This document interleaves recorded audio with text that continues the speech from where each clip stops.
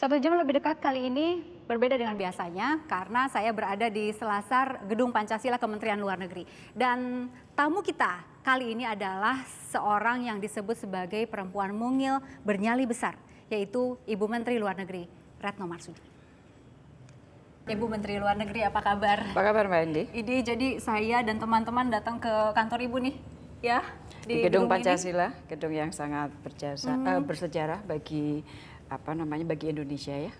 Nih Bu, Indonesia ini tampaknya sudah semakin diperhitungkan di dunia internasional ya Bu ya.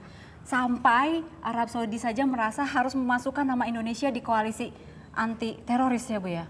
Apa reaksi dari Indonesia pada saat Ibu? Ibu bereaksi apa? Jadi awalnya adalah saya menerima telepon dari Menlu Saudi, waktu itu hari Jumat. Dan Menteri Luar Negeri Saudi Arabia mengatakan bahwa Saudi akan membentuk International Center for Countering Terrorism dan mengajak Indonesia. Nah, tentunya sebelum kita mengiyakan atau tidakkan satu konsep sangat umum, sangat biasa apabila kita bertanya mengenai masalah modalitasnya. Nah, memang pada saat itu Saudi mengatakan bahwa modalitasnya nanti saja dulu. Tapi yang penting Indonesia gabung dulu dengan kita. Nah, saya sampaikan mengiyakan? Tidak. Saya melakukan komunikasi kembali dengan Menteri Luar Negeri Saudi Arabia dan saya mengatakan kalau ini aliansi militer, maka semakin jauh dari posisi kita. Karena politik luar negeri Indonesia itu adalah bebas aktif dan tidak memungkinkan bagi kita untuk bergabung dalam satu aliansi militer. Dan dia paham. Karena kan kita tidak mungkin kita melakukan kerjasama yang kemudian bertentangan dengan prinsip-prinsip politik luar negeri kita.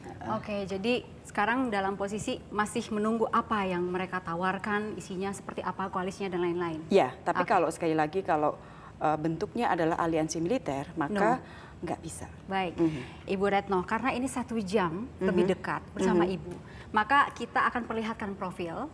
Ya, tapi tidak dari zaman dulu sampai sekarang. Zaman dari bayi. Zaman bayi enggak, tapi ada profil yang sudah dipersiapkan mengenai Ibu Retno Marsudi.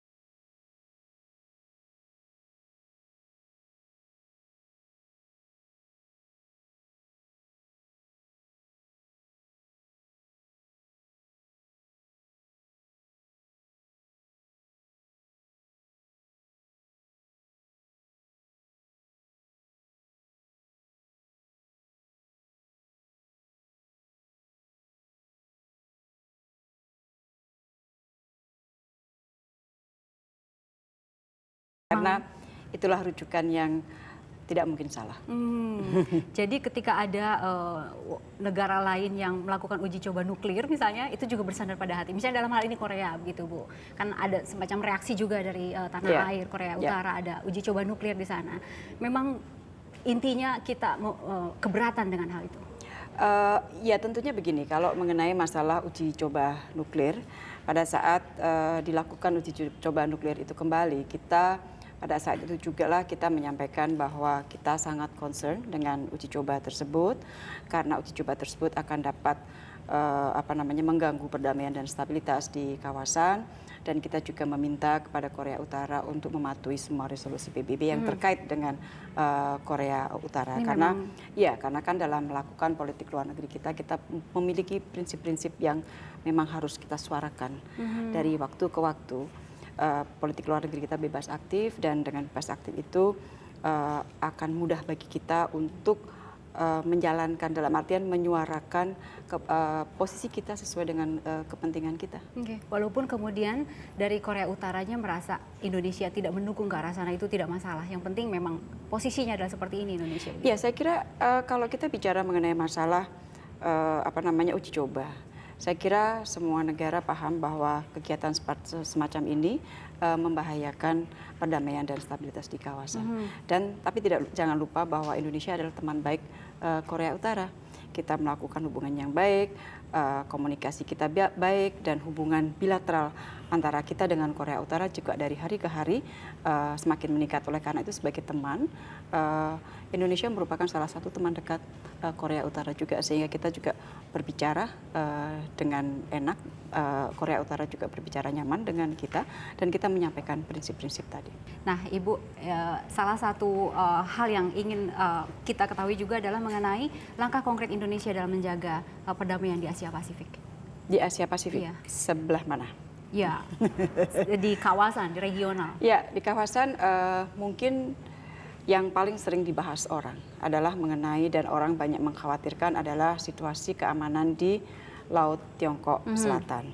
Rujukannya adalah perdamaian dan stabilitas di kawasan, di sekitar Laut Tiongkok Selatan. Itu sangat penting artinya, karena Laut Tiongkok Selatan memegang peranan yang sangat strategis bagi perdagangan dunia dan sebagainya. Itu semua orang paham. Oleh karena itu, mau tidak mau, bahwa kawasan itu harus damai dan stabil. Nah, bagaimana untuk menjaga perdamaian? Ada dua isu. Isu pertama adalah bahwa di wilayah tersebut terdapat overlapping claim antara beberapa negara. Itu Indonesia tidak ikut, karena Indonesia bukan claimant state. Oleh karena itu kita hanya menyerukan agar penyelesaian batas-batas itu diselesaikan oleh negara-negara claimant secara damai.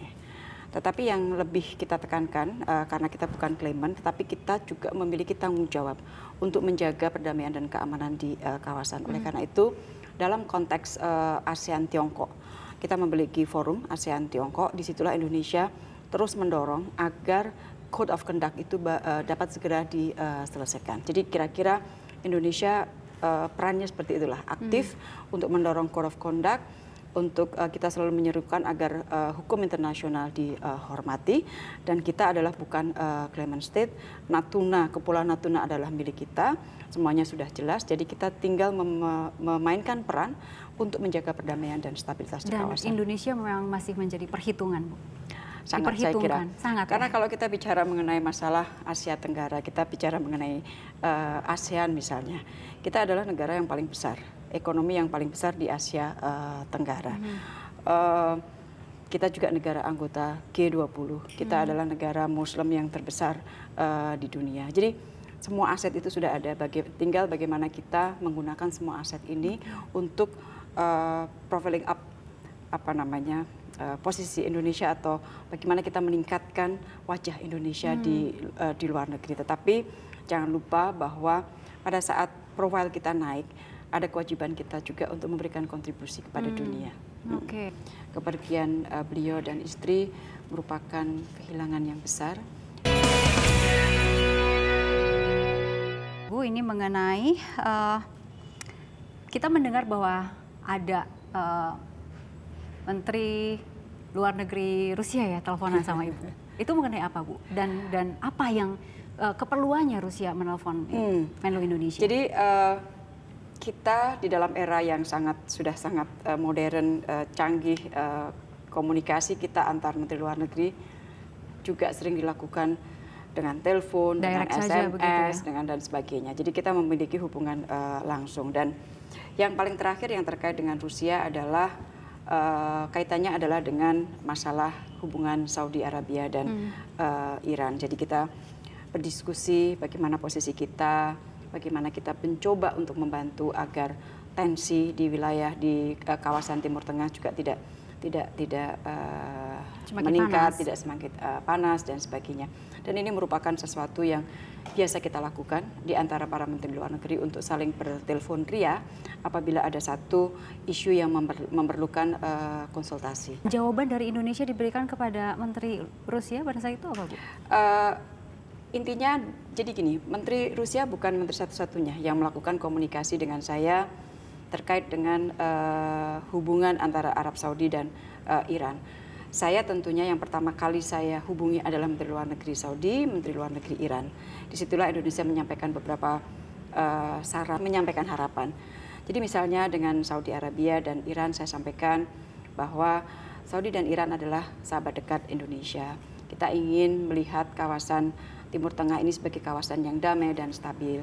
Dan kedua negara itu memiliki kontribusi yang besar untuk menjaga keamanan dan stabilitas di kawasan. Dan hubungan kedua negara itu akan sangat mempengaruhi perdamaian dan stabilitas di kawasan. Oleh karena itu Indonesia meminta agar masing-masing menahan diri supaya situasi tidak memburuk. Dan di saat yang sama Indonesia juga menawarkan diri jika ada yang dapat dilakukan oleh Indonesia, please let us know.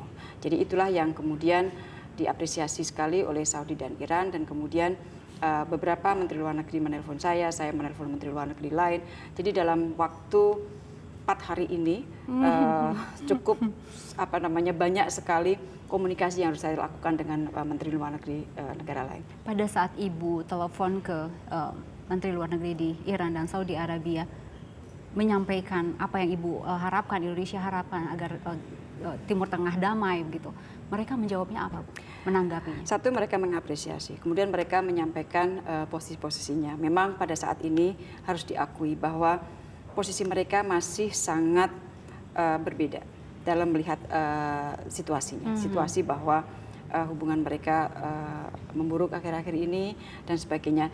Jadi pada saat kita menghadapi satu situasi di mana para pihak masih memiliki posisi yang sangat berbeda, listening mood itu harus kita harus kita pasang juga. Jadi kita mendengarkan apa yang menjadi kekhawatiran masing-masing pihak dan sebagainya. Dan kemudian saya sering sampaikan kepada teman-teman media dan kepada publik, dalam situasi ini kita tidak bisa langsung kita bicara kita selesaikan, nggak bisa. Masalahnya sangat kompleks. Tetapi yang penting bagi saya adalah mereka tahu bahwa kita menyampaikan concern, mereka tahu bahwa kita memiliki harapan yang besar agar mereka sebagai dua negara besar yang memiliki pengaruh besar di kawasan, harapan Indonesia agar kedua negara itu terus menjaga hubungan baik, terus kemudian memberikan kontribusi kepada keamanan dan stabilitas di kawasan. Dan pada saat yang sama mereka tahu bahwa Indonesia siap untuk memberikan kontribusi, memperbaiki situasi. Mudah-mudahan cepat selesai urusan di sana. Mudah-mudahan.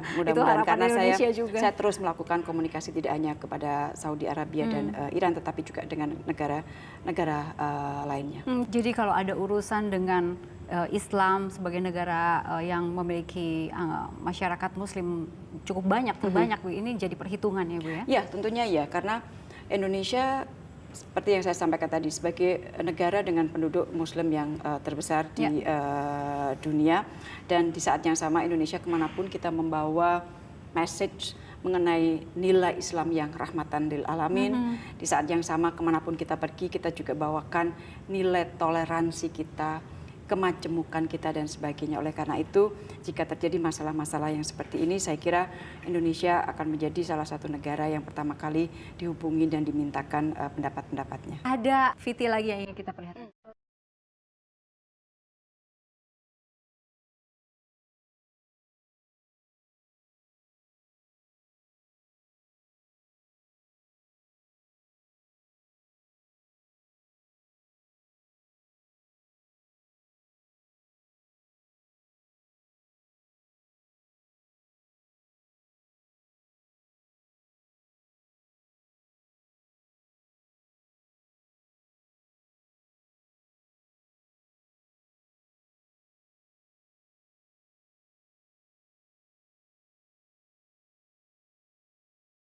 Tayangan tadi peristiwa yang sangat menyedihkan. Boleh cerita sedikit? Duta Besar Burhan itu beliau bukan diplomat karir. beliau menjadi duta besar dari, beliau itu adalah deputy, salah satu deputy di BIN. Kemudian beliau menjadi duta besar kita di Pakistan. Tetapi hubungan saya dengan beliau sudah lama terjalin karena satu, beliau adalah senior saya di Universitas Gadjah Mada. Kemudian yang kedua, karena jabatan beliau di BIN, dan waktu itu jabatan saya pada saat itu yang sering mempertemukan saya dengan almarhum Mas Burhan adalah saya menjadi Dirjen Amerika Eropa. Jadi pada saat ada isu-isu tertentu yang harus saya bahas dengan almarhum, dengan nyaman, dengan sangat enak karena hubungan kami, hubungan yang sudah cukup lama dari sejak kami muda. Kita telepon-teleponan, Mas, ini ada masalah begini begitu dan sebagainya. Beliau selalu mengatakan, ayo Rut, kita ketemu di mana. Dan dengan hubungan yang sedemikian dekat, baik, yang dibangun dari hubungan pribadi yang baik, itu sangat mempengaruhi cara kita menyelesaikan atau berkoordinasi untuk mengurus masalah-masalah kedinasan. Jadi kepergian beliau dan istri merupakan kehilangan yang besar bagi Indonesia, bagi Korps Diplomat Indonesia, dan tentunya karena saya memiliki hubungan pribadi dengan beliau juga merupakan suatu kehilangan yang besar buat saya. Meninggalnya itu pada saat kejadian yang luar biasa juga ya Bu ya? Iya, kecelakaan helikopter. Iya, karena waktu itu saya masih ingat pas saya mau pindah di tahun itu, banyak sekali pemberitaan mengenai masalah kumpul kebo. Ibu ini ada testimoni.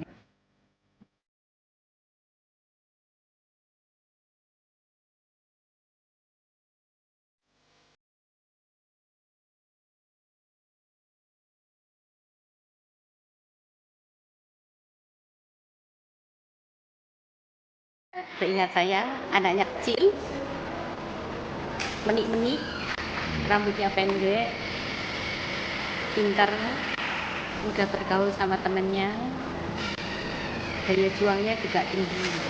Kalau saya ingatnya ya baik ya, Bu Retno itu baik, anaknya ya biasa ya, nggak belajar ya sungguh-sungguh, minta tolong diajari ya telaten, datang terus karena punya kemauan yang tinggi, jadi ya tidak pernah absen.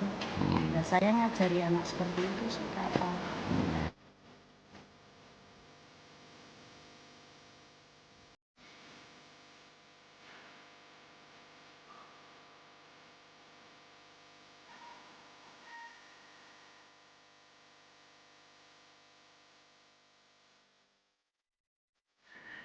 Itu foto zaman iya.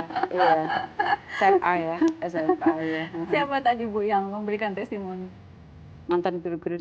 Menarik ini SMA 3 adalah SMA yang salah satu SMA yang terbaik di Semarang, dan saya beruntung bahwa saya sekolah di situ. Tetapi pada saat di SMA itu saya juga tahu bahwa saya memiliki kekurangan dalam artian kalau sudah menyangkut hitung-hitungan fisika dan sebagainya, saya tahu bahwa kekuatan saya tidak ada di situ. Oleh karena itu saya menghitung kalau saya misalnya memaksakan diri untuk masuk ke jurusan IPA, maka saya akan menjadi nobody dan saya tidak akan bisa compete dengan teman-teman saya. Anak SMA sudah punya pikiran seperti itu? Okay. Kebetulan oleh ibu saya diajarin hidup itu harus dihitung. Jadi harus dihitung supaya kita tahu kita akan kemana. Oleh karena itu by intention pada saat SMA saya masuk ke jurusan bahasa. Pada saat itu kalau kita masuk ke SMA itu di SMA 3 waktu itu adalah sistemnya ranking, dalam arti 1-1, 1-2 itu adalah anak-anak yang misalnya masuknya mendapatkan nilai yang lumayan tinggi. Jadi itu masuk di 1-1, 1-2, waktu itu 1-2. 1-2. Nah, biasanya anak 1-1 dan 1-2 itu semuanya masuk ke IPA. Makanya waktu penjurusan tiba-tiba ada satu anak dari 1-2 yang kita masuk ke bahasa. Teman-teman saya bingung, ini gimana sih kok masuk? Geger. Tapi oke, saya jalani dan saya selalu menjalankan semuanya dengan hati, sepenuh hati. tidak pernah main-main, tidak pernah ini. Oleh karena itu alhamdulillah hasilnya baik dari SD ya, dari SD sampai perguruan tinggi. Kalau misalnya kita dulu masih ada sistem ranking ya, alhamdulillah selalu. Luar biasa, itu menjadi kebanggaan dan bisa cerita ke anak-anak jadi contoh gitu ya Bu ya biasanya gitu. Nah, tadi itu kan mengatakan bahwa anaknya kecil, pinter. Dari dulu berarti memang Ibu sudah menjadi hitungan ya Bu ya? Baru tahu dari Ibu Guru tadi. Ibu gurunya baru dengar sekarang. Tahu, ya. Nah, ketika Ibu akhirnya ada hitung-hitungan. Tadi kata Ibu kan ada hitungan dan kemudian kalau masuk di IPA menjadi nobody gitu. Akhirnya pilih ke bahasa itu memang dengan keinginan sendiri. Tidak ada dorongan dari orang tua. Ya. Nggak ada. Jadi bapak ibu saya itu adalah orang tua yang sangat demokratis ya. Jadi dalam artian beliau tidak pernah menentukan kita akan kemana, kita harus kemana dan sebagainya. Oleh karena itu ibu saya selalu mengatakan bahwa kamu hitung kekuatan kamu ada di mana, kelemahan kamu ada di mana, dan kamu putuskan kamu akan kemana. Oleh karena itu pada saat SMA itu sebenarnya saya sudah pengen menjadi diplomat. Sudah dari SMA berarti itu? Iya, karena tertarik dari ya anak SMA yang malam kita lihat ada dunia dalam berita. Waktu itu TVRI kan, pukul 9 itu dunia dalam berita kita lihat dan sebagainya. Dan tentunya di dalam dunia dalam berita itu ada berita mengenai masalah bagaimana perundingan, bagaimana meeting di PBB dan sebagainya yang menjadikan saya tertarik.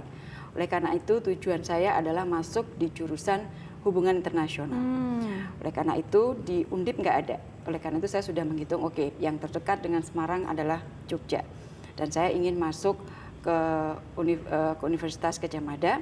Dan kemudian saya lihat jurusan apa saja yang boleh masuk mengambil hubungan internasional. Dan bahasa kan bisa, waktu itu masih ada jurusan bahasa. Saya masuk melalui jurusan bahasa dan seterusnya saya masuk ke Universitas Gadjah Mada di jurusan hubungan internasional. Itu juga tanpa dorongan dari orang tua. Jadi memang udah hitungan-hitungan Ibu melihat dunia dalam berita ingin masuk ke sana. Iya. Dan dari Ibu kan Semarang ya, kemudian di Jogja begitu. Itu harus in the cost. Pernah ada yang melarang katanya Bu ya? Iya, karena waktu itu saya masih ingat pas saya mau pindah di tahun itu banyak sekali pemberitaan mengenai masalah kumpul kebo. Waktu itu di Yogyakarta lagi seru-serunya pemberitaan mengenai masalah kumpul kebo. Nah kemudian saya memiliki bude. Bude saya itu sebenarnya Ibu Suswan. Dalam artian bude dan ibu saya itu hamil pada saat yang sama. Saya dengan sepupu saya itu hanya beda September, Oktober, November, 3 bulan. Sehingga kalau ibu saya misalnya harus pergi nonton bioskop dan sebagainya, saya dititipkan ke bude saya. Saya diberikan ASI oleh bude saya dan sebagainya. Nah, pada saat saya mau pindah karena saya perempuan, saya anak nomor 1 dan sebagainya, bude saya almarhum pernah menyampaikan kepada ibu saya bahwa Mbok jangan anaknya dilepas ke Jogja. Jogja itu sedang ada isu begini. Dan to my surprise, ibu saya mengatakan, Mbak, aku percaya karo anakku. Saya percaya kepada anak saya dan saya kira apa yang sudah dasar fondasi yang saya sudah berikan kepada anak saya sudah cukup bagi dia untuk menjaga diri. Jadi kemudian setelah itu saya dilepas dan saya diantar oleh ibu saya dan saya diantar oleh bude saya. Ini kenapa?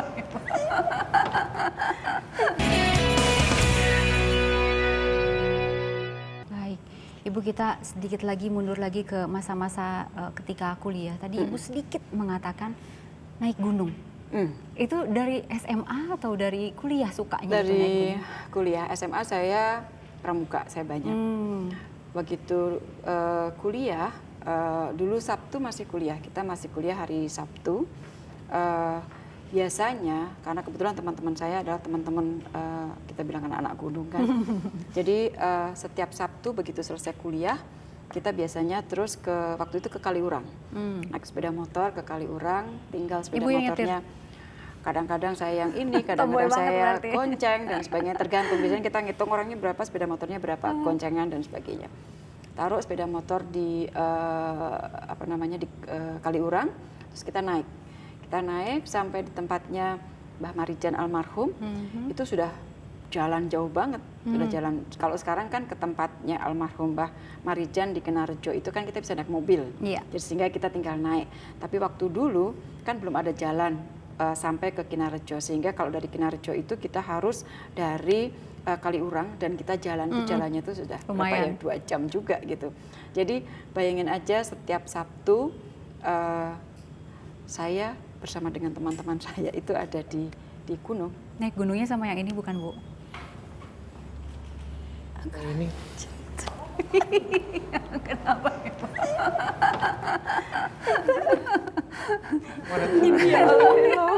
Halo Mas. Kenapa? Aduh ya Allah. Iya kan? Udah saya kalau sama ini Kenapa? untung dia tidak bercerita banyak mengenai waktu saya kuliah. Mungkin kalau cerita banyak mungkin waduh heboh kali ya. Ini Saat ini justru mungkin saya harus justru cerita. ini didatangkan untuk banyak cerita. Kok bisa dapet loh? Dapat aja. Ya Allah. Mas nggak bilang-bilang kan mau datang kan? nggak bilang-bilang, saya Nggak sendiri ya? juga kaget. Jadi kalau cerita soal naik gunung nih, tadi kan cerita nih Ibu naik, saya panggilnya Ibu Menlo gitu ya. Iya. Kalau Mas Tio manggilnya Dok, Ya, Nduk. Ndo. sampai sekarang. Sampai sekarang. Sudah jadi menteri loh Mas. Iya. Masih Oh, Ndo dia nggak aja. peduli, dia manggil Saya saya minta izin Nduk. dulu, boleh nggak saya tetap panggil Nduk? Nduk, dia manggil saya Nduk sampai sekarang. Sampai Nduk. sekarang. Jadi kalau naik gunung, yang nyetir kadang-kadang naik motornya Kadang-kadang dia depan kalau pakai motor dia. Iya. Gitu. Soalnya motornya dia jelek. Kadang-kadang nggak bisa naik ke Kaliurang. Motor saya lebih bagus. bagus. Kalau perempuan kan naik gunung itu apa ya, misalnya ya banyak manjanya lah begitu. Kok yang ini enggak? Dia manja tapi gengsi. Wow, Jadi pengen capek, sok kuat gitu. Itu dia nggak mau ngomong, tapi tiba-tiba jatuh. Jatuh. Nanti kita nangka siapa tuh yang jatuh tuh? Nangka. Siapa bawa nangka jatuh? Emang gitu. suaranya gebruk gitu. Gelundung. Oh gitu. Jadi ngerasa capek tapi gengsi untuk Gengsi, ngaku. iya. Dia jalan terus, memaksakan Ya diri gitu, temennya Bu. kayak Tio ini coba. Dia tuh aduh dah. Tapi dia orang gunung sejati sampai sekarang loh. Sampai sekarang dari gunung ke gunung lain ini. Dan saya kemarin tanggal 2 ke Merapi yang bantu Tanggal 2 kemarin 2015 iya. 2016. Yang bantu adalah teman-temannya Tio semuanya. Oh, oke, berberapa orang kemarin Mas Tio? Tio Dia enggak. berdua dengan Saya dengan suami saya. Oh, berdua aja. Bantu tuh maksudnya dalam dia kontak saya. Saya ingin naik Merapi. Masih bisa nggak ada yang guide ke sana? Kebetulan saya masih banyak kontak dengan teman-teman di Jogja ya. Oke, apa sih Bu yang didapat dari naik gunung itu? Banyak. Satu, keindahan. Kalau kita capek sih. Kadang-kadang orang yang tidak pernah naik gunung itu suka nanya, ngapain sih lo? Iya. Capek Capek gitu banget. kan. Naik, capek, terus kemudian pada saat istirahat kita lihat pemandangan yang bagus dan sebagainya. Dan kalau saya ada satu hal lagi, jadi dari kita naik bareng sama teman-teman, bayangin saya dengan Tio itu dari 81 sampai sekarang itu hubungan saya sama Tio itu hubungan yang nggak bisa tergantikan. Jadi silaturahmi yang dihasilkan dari kita bareng-bareng naik gunung dan sebagainya itu kekal banget. Terus pada saat turun minum kopi, makan telur, Tuh kayaknya ngobrol, wajib ya harus bawa mie instan itu. ngobrol dengan masyarakat di situ itu sesuatu yang mengasihkan. Bahkan sampai sekarang waktu habis turun kemarin, saya bersama dengan beberapa orang di situ melakukan ritme yang sama, minum kopi, makan telur, terus ngobrol hal-hal yang simple. Dari situ kita selalu ingat ke akar kita, ingat bahwa sebenarnya hidup itu yang dinamakan bahagia itu nggak neko-neko kok, simple kok. Dan dari merekalah kita belajar bahwa alhamdulillah, oh nggih pun syukur. Di tengah keterbatasannya mereka itu ucapan syukur itu selalu keluar. Jadi saya banyak belajar dari orang-orang sederhana yang ada di tempat almarhum Mbah Marijan ya, komunitas di situ tuh saya belajar banyak sekali bagaimana menghormati hidup Oke Mas Tio, terima kasih Baik. sudah Ya. meluangkan waktu untuk Ibu Retno di 1 jam Ya. lebih dekat. Kami kembali saat lagi.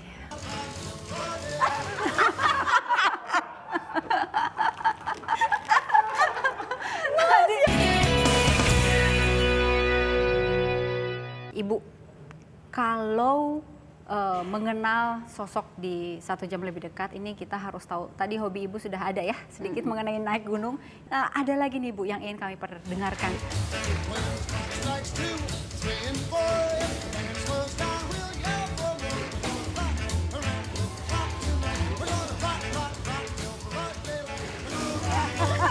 Gak apa-apa Bu, ayo Bu. Gak malu ah. Oke, harus dengan suami. Silakan Bu.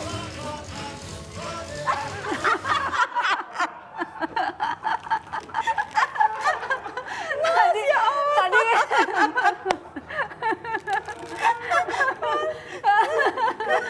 Mak bisa diputarkan lagi ya Bu Cacanya lagi nggak? Kita ini kalau Caca harus dengan suami ya. Caca jangan jive, soalnya aku pakai. Ya Allah. Lagu yang tadi itu Bu, tunggu sampai lagu. Tunggu sampai lagu yang diputar dulu. Nah, silakan. Di sana aja Mas ya. Situ aja Bu. Kok rambutnya kayak gini sih?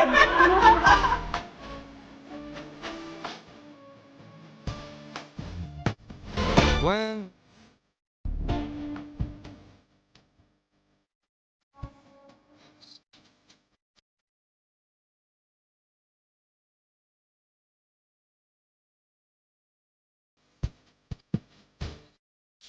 bending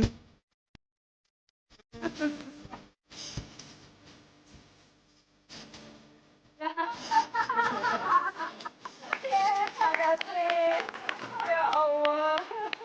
Cepet Oke. wig-nya. Soal Caca dulu atau tentang wig dulu nih? Wignya boleh dibuka. Nah. gatel. Dia dulu rambutnya panjang sekali. Nah itu dia. Dulu rambutnya panjang ya Bu ya, segimana? Lebih panjang Dulu ya Mas segini. ya? Aha. Rambutnya segini tapi saya gelung. Jadi kayak Kayak Gajah Mada. kayak Gajah Mada Kayak gitu. Cuma dia nggak suka. Pada saat sudah Selalu di komen PDKT, gitu. pada saat PDKT dia udah tahu saya nggak suka orang yang nggak tertib. Soalnya nih Mas Agus ini salah satu mahasiswa yang sangat tidak tertib. Kalau kuliah pakai baju korpri Padahal bukan anggota korpri. dan nggak pernah belajar. Nggak pernah belajar. Jurusan Nggak pernah sama? belajar. Kita kos-kosannya tetanggaan. Oh. Jadi saya di Durmo nomor 4, Mas Agus di Durmo nomor 8. 8. Pertama kali lihat dia itu tahun 81. Ketika pertama kali dia masuk UGM, masuk kos itu. Nah, saya kan sering main kos itu. Nah, saya lihat dia langsung tertarik. Cuman tidak Apanya langsung. yang membuat Pak Agus tertarik nih? Ya penampilannya. Tomboy kan? Ya iya memang seperti itu. Cuman saya kan orangnya kan pemalu. Jadi kadang-kadang pemalu, kadang-kadang nggak malu-maluin. Malu-maluin.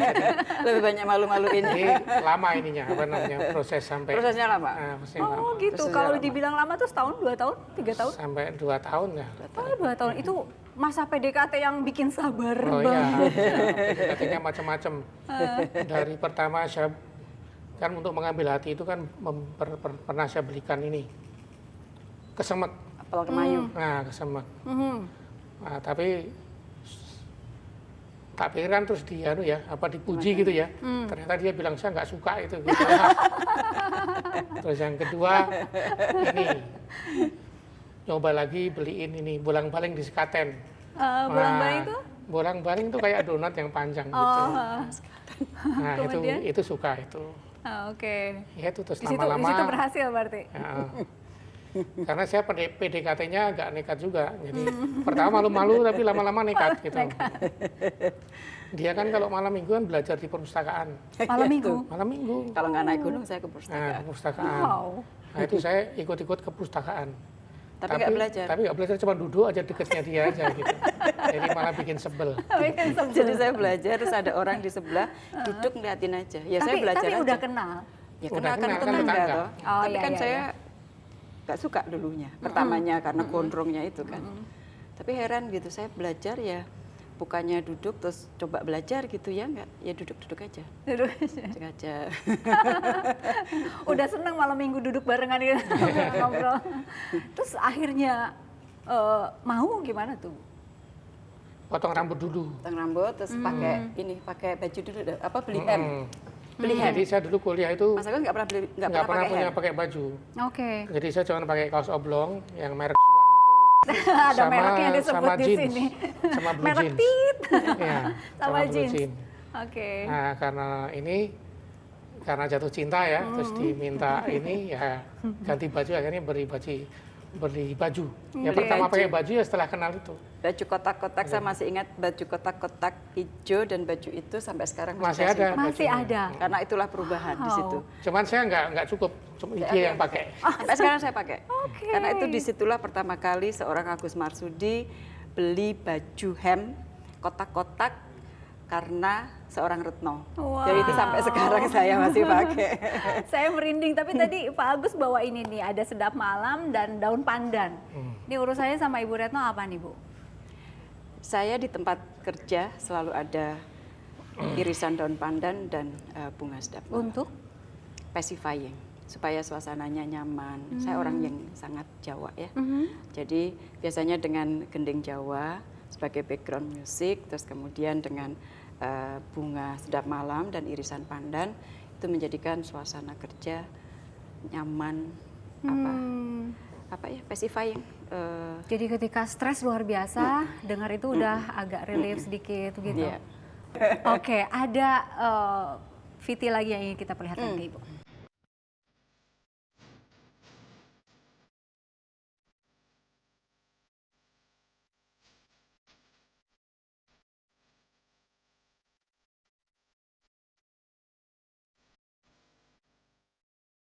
Hello, Mami. Sorry I couldn't be in Jakarta because I had to prepare for my exam. First of all, I want to thank you for being such a wonderful mother for our family. Jadi sifat ibu saya yang paling menonjol terhadap anak-anaknya itu adalah sangat tegas dan disiplin. Saya waktu kecil, saya selalu beranggapan bahwa ibu saya itu orang paling galak sedunia. Tetapi semakin saya dewasa, saya semakin bisa mengapresiasi dan mengambil nilai baik dari ajaran ibu. Ibu saya meskipun wanita satu-satunya di keluarga kami, juga mengajarkan kepada saya dan kakak saya pentingnya manners, terutama sebagai laki-laki. Selain itu, ibu selalu menekankan nilai kekeluargaan. Jadi meskipun ibu saya mau sibuk apapun, family is still number one. Saya tidak akan pernah lupa ketika saya dan kakak saya ada ujian, pasti ibu pada hari itu berpuasa dan memperbanyak doa supaya ujian kami lancar. Dan saya juga tidak akan lupa ketika saya sempat sakit hingga mondok, ibu langsung menghentikan semua pekerjaan dan langsung bergegas untuk pergi ke Jogja untuk merawat saya. Ketika keluarga kami sedang berpisah, biasanya ibu menanyakan kabar kami di grup WA. Setelah jadi menteri, walaupun dengan kesibukan dan tanggung jawab ibu yang bertambah, luar biasanya ibu masih menanyakan kabar keluarga kami setiap pagi, meskipun anak-anaknya sendiri suka lupa. Maaf ya Mami. Semoga Mami selalu bisa menjadi role model untuk semua wanita di Indonesia dan selalu membawakan negara. And don't forget Mami bahwa your health is number one. Jadi Mami jangan lupa makan yang teratur, and jangan kebanyakan stres ya. I guess that's it, itu saja. Take care Mami, I love you. Misalkan saat aku dulu masih SD, saat aku lagi stres, Mami akan jemput aku naik becak dan nonton film. Bahkan saat aku sekarang lagi kuliah, sejak 10 tahun gak minta uang kepada bapak ibu, Mami suka ngirimin aku duit supaya pastiin aku nggak kekurangan di sini. Cara Mami mendidik aku, khususnya saat menjelang remaja dan dewasa, adalah memberikan aku kebebasan yang bertanggung jawab. Jadi misalkan saat kuliah tidak dipaksakan ke jurusan tertentu, saat sudah lulus tidak dipaksakan menjadi diplomat atau menjadi seseorang atau menjadi profesi tertentu. Saya diberikan kebebasan, namun harus bertanggung jawab kepada pilihan-pilihan saya. Dari segi kedekatan ibu dengan keluarga semenjak jadi menteri, menurut aku sih nggak ada bedanya. Karena dari segi kerjaan, dari dulu memang Mami kerjanya memang keras. Tapi waktu di Jakarta, susahnya adalah mungkin Mami berangkat lebih pagi, tapi aku yang pulang lebih pulang gitu. Jadi misalkan mami sudah berangkat jam 7, aku pulangnya jam 12, jam 1, jadi nggak mungkin ketemu. Tapi saat ketemu, misalkan di Jakarta kami suka jalan bareng, makan pagi bareng, makan siang bareng, bahkan makan malam pun bareng. Sehingga kadang-kadang kalau misalkan ada acara, biasanya harus izin dari keluarga dulu, atau bahkan acara kami dibawa ke keluarga. Mungkin pesan untuk mami, mungkin dari segi kesehatan, mami jangan lupa makannya teratur, olahraga teratur, dan jaga kesehatannya dengan yang baik. Karena tentunya kalau misalkan mami sakit dan kurang sehat, kerjaan pun dan waktu dengan keluarga pun terganggu. Yang terakhir, kalau misalkan mami lagi kerja di benua manapun, jangan lupa transit di tempat yang utama. Yeah, my boys. Yang satu ada di mana, yang satu ada di mana? Satu sedang kuliah di Paris, di INSEAD. Yang satu lagi baru selesai koas dokter, Fakultas Kedokteran, sudah selesai koas, akan ujian kompetensi dokter di Universitas Gadjah Mada di Jogja. Dan pada saat si sulung menikah ini ibu sedang menghadapi peristiwa yang luar biasa juga. Waktu itu pada saat persiapan pernikahan anak saya itu, pada saat itu ada influx migration dari Bangladesh dan Myanmar. Jadi percaya nggak, waktu saya sudah panggih, menjelang panggih itu, upacara tradisional di gedung itu, saya itu masih memegang handphone karena saya masih menerima telepon dari banyak pihak, termasuk dari Menteri Luar Negeri Malaysia. Saya juga memegang handphone, sudah bunyi dari ajudan presiden. Jadi selama proses itu handphone saya betul-betul off pada saat saya ada di atas panggung untuk menerima salaman dari para tamu. Tapi alhamdulillah semuanya lancar. Alhamdulillah lancar. Ini terakhir mungkin ke Pak Agus, istri Bapak ini sudah sebelumnya diplomat dan sekarang menjadi Menteri Luar Negeri gitu. Sebagai suami pasti dukungannya luar biasa. Sangat luar biasa. Oke, ada sedikit komentar soal ini, Pak. Saya sih merasa biasa-biasa aja. Dukungannya sangat luar biasa. Karena nggak mungkin kan, kalau nggak mungkin.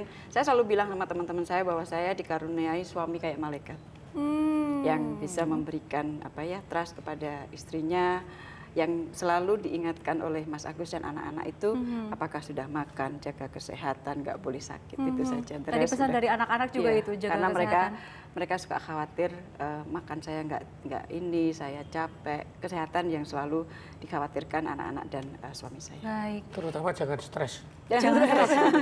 Nggak usah stres. Nggak usah stres. Oke. Terima kasih Ibu, Makasih. terima kasih Bapak juga. Ini sudah ditunggu ya untuk bertemu dengan Wapres ya. Terima kasih sudah meluangkan waktu untuk 1 jam Terima dengan kasih kita. banyak Pak Indi. Terima kasih. Jumpa lagi pekan depan dengan tokoh-tokoh yang lain. Sampai jumpa. Makasih, aku sampai lari.